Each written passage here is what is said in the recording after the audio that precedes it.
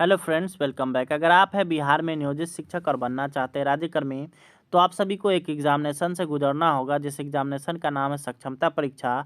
और उसी के क्रम में मैं आप लोगों के लिए साइंस क्लास 6 का अध्याय 3 तंतु से वस्त्र तक का यहाँ पे सारा संभव ऑब्जेक्टिव प्रश्न लेकर के आ चुका हूँ।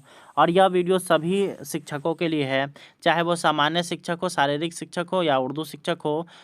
उनके लिए यह काफ़ी महत्वपूर्ण सवाल होने वाला है। तो चलिए हम लोग बढ़ते हैं इस वीडियो में आगे। इससे पहले हम लोगों ने इसके 2 पार्ट का यहाँ पे वीडियो अपलोड कर रखा है। अगर आप लोगों ने वो नहीं देखा है तो आप लोग चैनल पे से जाकर के देख सकते हैं। साथ ही साथ आप लोग को इस वीडियो में मैं जो भी पीडीएफ बताने वाला हूँ, अगर आप लोग उस पीडीएफ को लेना चाहते हैं तो आप लोग को व्हाट्सएप से जुड़ना होगा। डिटेल्स आपको डिस्क्रिप्शन बॉक्स में मिल जाएगा। आप लोग को पेमेंट करना होगा 399 रुपये, और तब जाकर के आपको यह मिल पाएगा। तो चलिए अब हम लोग शुरू कर लेते हैं इस वीडियो को। तो यहाँ पे आप लोग का पहला क्वेश्चन यहाँ से स्टार्ट है। तंतु से धागा बनाने की प्रक्रिया को क्या कहते हैं? तो ऑप्शन नंबर ए हो गया बुनाई, बी हो गया बंधाई, ऑप्शन नंबर सी हो गया कताई, और डी हो गया सभी विकल्प। तो इसका सही आंसर हो जाएगा आपका ऑप्शन नंबर सी, यानी कि कताई। तंतु से धागा बनाने की प्रक्रिया को कताई कहते हैं। आपको पीडीएफ लेने के लिए यहाँ पे नंबर आपको दिया गया है, इस पर व्हाट्सअप कर सकते हैं, और इसी नंबर पर आप लोग को फ़ोन पे, गूगल पे कर करके 399 रुपये भेज देना है, और आप लोग उसको प्राप्त कर सकते हैं। चलिए दूसरा हम लोग देखेंगे। तो रेशम का कीट पाला जाता है नीम के पेड़ पर, सहतूत के पेड़ पर, आम के पेड़ पर और तीनों पर। तो यहाँ पे रेशम का जो कीट पाला जाता है वो सहतूत के पेड़ पर पाला जाता है। तो ऑप्शन नंबर बी हो जाएगा बिल्कुल राइट, क्योंकि रेशम का जो कीड़ा होता है वो क्या करता है कि सहतूत का जो पत्ता होता है उसी को खाता है। अगला यहाँ पर आता है कि तंतु किसे कहते हैं? तो इसका ऑप्शन नंबर हो गया धागे की पतली लकड़ी को, सुई को, ए और बी दोनों, और जड़ों को। तो इसका क्या हो जाएगा? इसका हो जाएगा आपका ऑप्शन नंबर ए, धागे की पतली लड़ियाँ जो होती है उसको जो है हम लोग तंतु कहते हैं। अगला सवाल आता है कि एक ही लंबे धागे से वस्त्र बनाने की विधि को क्या कहते हैं? बंधाई, बुनाई, कताई, और एक और है आपका ओटना। तो इसका हो जाएगा आपका बुनाई, इसका बिल्कुल राइट आंसर। आगे अब हम लोग बढ़ते हैं। तो यहाँ पर आता है कि निम्न में से क्या बनाने में रुई का उपयोग नहीं किया जाता है? ऑप्शन नंबर ए है बत्तियाँ बनाने में, रजाई बनाने में, बोरियाँ बनाने में, तकिया बनाने में। तो यहाँ पे देख सकते हैं बत्तियाँ बनाने में तो किया जाता है रुई का उपयोग, रजाई बनाने में भी किया जाता है, बोरियाँ बनाने में नहीं किया जाता है, तकिया बनाने में किया जाता है। तो इसका यहाँ पे नहीं पूछ रहा, तो ऑप्शन नंबर सी इसका बिल्कुल राइट आंसर हो जाएगा। अगला सवाल आता है कि कपास के पौधे को उगाने के लिए उचित मृदा कैसी होनी चाहिए? ऑप्शन नंबर ए हो गया लाल, ऑप्शन नंबर बी हो गया काली, ऑप्शन नंबर सी हो गया चिकनी, और ऑप्शन नंबर डी हो गया रेतीली। तो कपास का जो पौधा उगता है उसके लिए काली मिट्टी की आवश्यकता होती है। तो ऑप्शन नंबर बी इसका बिल्कुल राइट हो जाएगा। अगला यहाँ पर है कि निम्नलिखित में से कौन सा राज्य जूट नहीं उगाता है? ऑप्शन नंबर ए हो गया पश्चिम बंगाल, बी हो गया बिहार, सी हो गया असम, और डी हो गया राजस्थान। तो इसका क्या हो जाएगा? यहाँ पे पश्चिम बंगाल में भी उगाया जाता है, बिहार में भी, असम में भी, परंतु राजस्थान में इसकी उगाई नहीं की जाती है। तो ऑप्शन नंबर डी इसका बिल्कुल सही हो जाएगा। अगला यहाँ पर आता है कि निम्न में से बिना सिला हुआ वस्त्र कौन सा नहीं है? ऑप्शन नंबर ए है साड़ी, ऑप्शन नंबर बी है टोपी, धोती, लुंगी। तो बिना सिला हुआ नहीं, यानी कि जो है सिला हुआ है, ठीक है। तो यानी आप लोग देख सकते हैं साड़ी तो खुला रहता है, यानी कि बिना सिला हुआ है, धोती भी है, लुंगी भी है, सभी खुला हुआ रहता है। अब लोग कहेंगे कि लुंगी को हमारे यहाँ सी करके पहनते हैं, परंतु अगर देखिएगा वास्तविकरण में, अगर देखिएगा तो लुंगी को खुला पहनने की चीज़ है। तो ऑप्शन नंबर बी इसका बिल्कुल राइट हो जाएगा। टोपी को हम लोग बांध करके ही पहनते हैं, और वो बंधा हुआ, सिला हुआ रहता है, ठीक है। और ये आपके बुक में भी दिया गया है, आप लोग अपना बुक पलट करके देख सकते हैं उसको। अगला यहाँ पर है कि कपास बालों का चयन कैसे किया जाता है? तो मशीनों से, हाथों से, दोनों से, इनमें से कोई नहीं। तो यहाँ पे हो जाएगा कपास के बालों का चयन हाथों से किया जाता है, यानी कि ऑप्शन नंबर बी बिल्कुल इसका राइट आंसर हो जाएगा। अगला यहाँ पर आता है कि पटसन तंतुओं को तने से कैसे अलग किया जाता है? तो डंडों से पीटकर, बी हो गया पशुओं को घुमाने से, और उसके बाद है तने को जल में गला करके हाथों द्वारा, और डी हो गया मशीनों द्वारा। तो ये इसको क्या किया जाता है? तनों को जल में छोड़ दिया जाता है सड़ने के लिए, कुछ दिन जो है वहाँ पे उसमें रहता है, तब जा कर के उसको फिर बाहर निकाला जाता है, और हाथों से उसको अलग कर लिया जाता है। अगला यहाँ पर सवाल आता है कि यहाँ पर आप लोग का है कि तंतुओं से क्या बनता है? वस्त्र बनता है, धागा बनता है, कपड़ा बनता है, सभी विकल्प। तो तंतुओं से धागा बनता है भाई, तो ऑप्शन नंबर बी इसका बिल्कुल राइट आंसर हो जाएगा। अगला सवाल आता है कि पादपों से प्राप्त होने वाला तंतु कौन सा है? तो पटसन है, उसके बाद है रेशम है, ऊन है, नायलॉन है। तो यहाँ पे पादप से यानी कि पेड़ पौधा से पटसन प्राप्त होता है, तो ऑप्शन नंबर ए बिल्कुल सही हो जाएगा।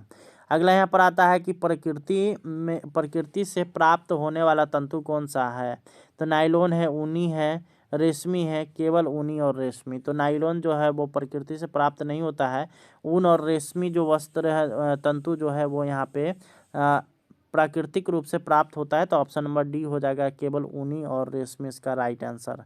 अगला सवाल यहाँ पर है कि सबसे लंबा प्राकृतिक तंतु कौन सा है? रुई है, ऊन है, रेशम का धागा है और सन है। तो यहाँ पे आप लोग का जो हो जाएगा, सबसे लंबा प्राकृतिक धागा जो होता है वो रेशम का धागा होता है, यानी कि ऑप्शन नंबर सी बिल्कुल इसका राइट हो जाएगा। अगला सवाल आता है कि धागा कैसे बनता है? तो रेशों से, कपड़ों से, ए और बी दोनों, और इनमें से कोई नहीं। तो धागा जो है वो रेशों से बनता है, यानी कि ऑप्शन नंबर ए बिल्कुल राइट हो जाएगा। अगला सवाल आता है कि रेशमी तंतु किससे प्राप्त होता है? ऑप्शन नंबर ए रेशम कीट से, भेड़ से, पादपों से, ऊँट से। तो यहाँ पे रेशमी तंतु रेशम कीट से प्राप्त होता है, तो ऑप्शन नंबर ए इसका बिल्कुल राइट हो जाएगा। अगला यहाँ पर है कि कपास का पौधा किस प्रकार की जलवायु में उगाया जाता है? तो शीत है, उष्ण है, उसके बाद है नम है और शुष्क है। तो यहाँ पे कपास का जो पादप है वो उष्ण कटिबंधीय क्षेत्रों में उगाया जाता है। अगला सवाल है कि धागा किसे कहते हैं? तो इसका आपका ऑप्शन नंबर ए होगा, किसी भी रेशे का बहुत ही छोटा सा हिस्सा, रेशे कोई और भी दोनों, और इनमें से कोई नहीं। तो यहाँ पे आपका ऑप्शन नंबर ये हो जाएगा, किसी रेशे के बहुत ही छोटा सा हिस्सा होता है उसको धागा बोला जाता है। अगला यहाँ पर है संश्लिष्ट तंतु का उदाहरण कौन सा है? रेशम है, ऊन है, कपास है।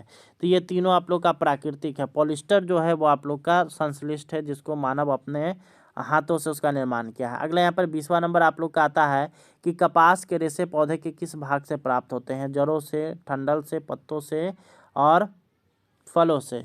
तो ये ठंडल से प्राप्त होता है, यानी कि आप लोगों ने पटसन देखा होगा, जिसको साधारण भाषा में पटुआ भी बोला जाता है, उसी तरह का कपास का पौधा होता है। चलिए आगे हम लोग देखेंगे, तो निम्न में से कौन सा संश्लिष्ट तंतु नहीं है? फ्लैक्स है, पॉलिस्टर है, नायलॉन है और एक्रिलिक है। ठीक है, तो यहाँ पे फ्लैक्स जो होता है वो प्राकृतिक तंतु में आता है, तो ऑप्शन नंबर ए इसका राइट हो जाएगा। अगला यहाँ पर है कि प्राकृतिक रेशे कौन से हैं? रुई है, ऊन है, पटसन है, सभी। तो इसका आपका सही आंसर हो जाएगा सही, क्योंकि रुई, ऊन और पटसन तीनों के तीनों जो है प्राकृतिक रेशों का उदाहरण है।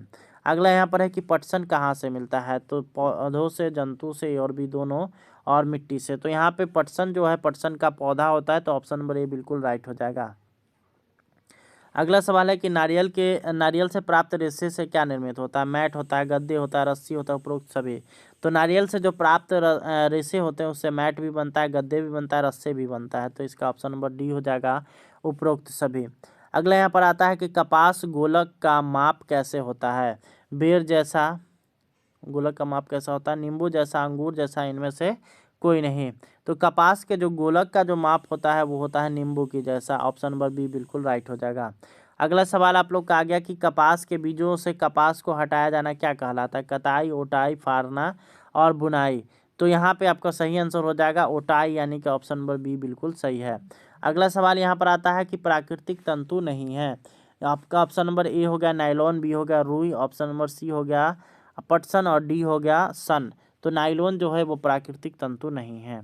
आगे हम लोग देखेंगे, तो 28वां नंबर सवाल आता है कि कपास के रेशे पौधे के किस भाग से प्राप्त किया जाता है? जड़ से, ठंडल से, पत्तों से, फलों से। तो ये हो जाएगा आपका ऑप्शन नंबर बी, यानी कि ठंडल से, सॉरी डंठल से। अगला यहाँ पर है कि रुई की खेती प्राचीन भारत में कहाँ की जाती थी? झेलम नदी के क्षेत्र में, गंगा नदी के क्षेत्र में, ब्यास नदी के क्षेत्र में, और इनमें से कोई नहीं। तो रुई की खेती पहले प्राचीन भारत में गंगा नदी के क्षेत्र में की जाती थी। आगे हम लोग बढ़ते हैं, तो यहाँ पर आता है कि निम्नलिखित में से कौन सा रेशे पौधों से प्राप्त होते हैं? तो कपास, जूट, ए और बी दोनों, और इनमें से कोई नहीं। तो यहाँ पे कपास और जूट दोनों पौधों से प्राप्त होते हैं, तो ऑप्शन नंबर सी हो जाएगा, ए और बी दोनों। अगला यहाँ पर आया कि बुनाई यानी कि वीविंग किसे कहते हैं? तो ऑप्शन नंबर ए हो गया आपका धागों को एकत्रित करके वस्त्र बनाना, धागा बनाना, ए और बी दोनों, और डी इनमें से कोई नहीं। तो इसका हो जाएगा आपका ऑप्शन नंबर ए, धागों को एकत्रित करके वस्त्र बनाना।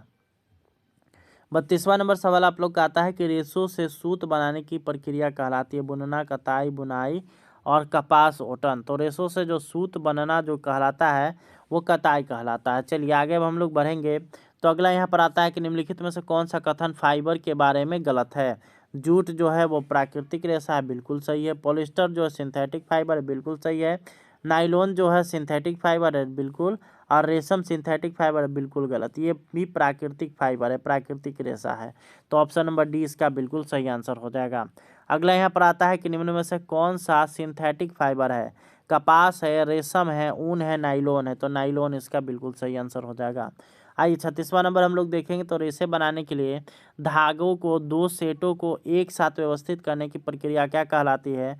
बुनना, कताई, बुनाई, कपास होटन। तो इसको बोलते हैं बुनाई, यानी कि ऑप्शन नंबर सी बिल्कुल राइट। अगला यहाँ पर देखेंगे तो कपास के बीजों को निकालने की प्रक्रिया निम्नलिखित में से कौन सी होती है? बुनना है, उसके बाद है कताई है, बुनाई है, कपास ओटन है। तो ऑप्शन नंबर डी हो जाएगा, कपास ओटना हो जाएगा। अगला यहाँ पर है कि कपड़े की दुकान पर मिलने वाली वस्त्र है, सूती है, रेशमी है, ऊनी व संश्लिष्ट है, उपरोक्त सभी। तो कपड़े की दुकान पर जो हमें मिलता है वो यहाँ पे सूती, रेशमी, संश्लिष्ट, ऊनी, संश्लिष्ट सब कुछ मिल जाता है। तो उपरोक्त सभी इसका राइट आंसर हो जाएगा। अगला है कि हम कपड़े पहनते हैं तो गर्मी सर्दी से बचने के लिए, शरीर की सुंदरता बढ़ाने के लिए, ए और बी दोनों, और दोनों ही नहीं। तो यहाँ पे इसका सही आंसर हो जाएगा आपका ऑप्शन नंबर सी, ए और बी दोनों, क्योंकि हम लोग जो कपड़े जो पहनते हैं वो गर्मी सर्दी को बचाने के लिए भी और साथ ही साथ शरीर की सुंदरता को भी दिखाने के लिए। अगला यहाँ पर है बारीक तंतु मिलकर बनते हैं वस्त्र, तागा, थान और गांठ। तो इसका हो जाएगा आपका तागा, जिसको धागा भी बोला जाता है। अगला यहाँ पर आता है कि जूट के किस भाग से जूट का रेशा प्राप्त होता है? तना है, जड़ है, पत्ता है, फल है। तो यहाँ पे इसका जो सही आंसर हो जाएगा तना, जिसको डंठल भी बोलते हैं, ठीक है, इससे हम लोग को प्राप्त होता है। आगे यहाँ पर आता है कि ऊन देने वाला जंतु है। ऑप्शन नंबर ए हो गया रेशम, रेशम कीट, उसके बाद बी हो गया भेड़, ऑप्शन नंबर सी हो गया बकरी, और डी हो गया ऊँट। तो इसका सही आंसर हो जाएगा आपका भेड़। यहाँ पे आंसर गलत दिया गया, आप लोग को आंसर अभी हम सुधार कर करके पीडीएफ में देंगे। धन्यवाद, थैंक्स फॉर वॉचिंग। इस वीडियो का अगर आप लोग को पीडीएफ लेना है तो आप लोग डिस्क्रिप्शन बॉक्स को चेक करिए।